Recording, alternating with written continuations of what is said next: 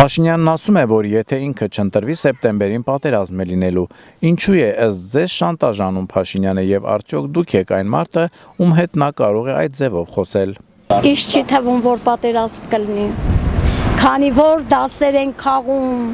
ինչքան էլ ուզեն, ինչ էլ վայրակ ցեղերը իշքան էլ գան ու գնան, քոչվոր ցեղեր ինչքան էլ գան ու գնան, մեվ նույն ապարտություն են կրելու։ Մեր հայ ազգի հավատքը ու սերը հայրենասիրության նկատմամբ լինում է նորից են ծնվում աշոտներ, նորից են ծնվում մխիթարներ, նորից են ծնվում Դավիթ բեկեր, որ միասնական կդարձնեն, մեր ուժը միասնության մեջ է, մեր ուժը այն անհատների մեջ է, որոնք որ իսկապես հայրենասեր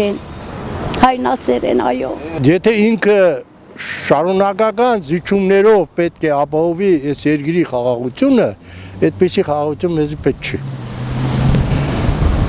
Դուք լսած կլնեք Մուսոլինին, Իտալիայի վարչապետ, ասում էր, նրա խոսքերն եմ ես կրկնում, մեջբերում։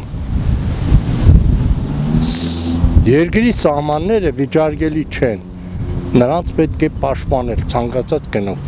Հիմա եթե ինքը ջերմուկն է տալի, հետո Սևանը, հետո Գեղարքունիքը, հետո մյուս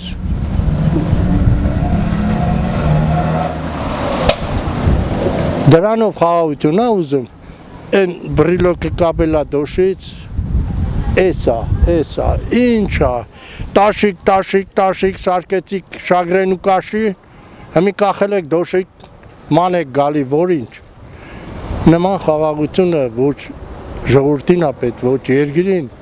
ոչ մի տեղ էլ ընդունելի չի։ Պատերազմը ես գիտեմ, ոչ թե պատերազմը ալնալում, պատերազմը ներսում ալնում։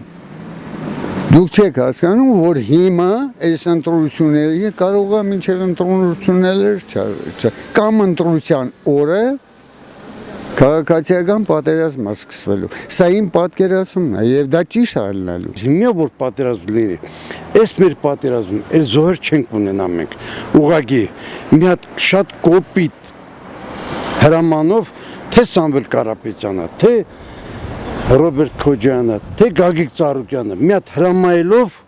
Ալիև իր զորքերը Արցախից դուրս կբերի, որտեղ իրանք վախենում են եւ Սամվել Կարապետյանից, եւ Ռոբերտ Քոջյանից, եւ իհարկե Գագիկ Ծառուկյանը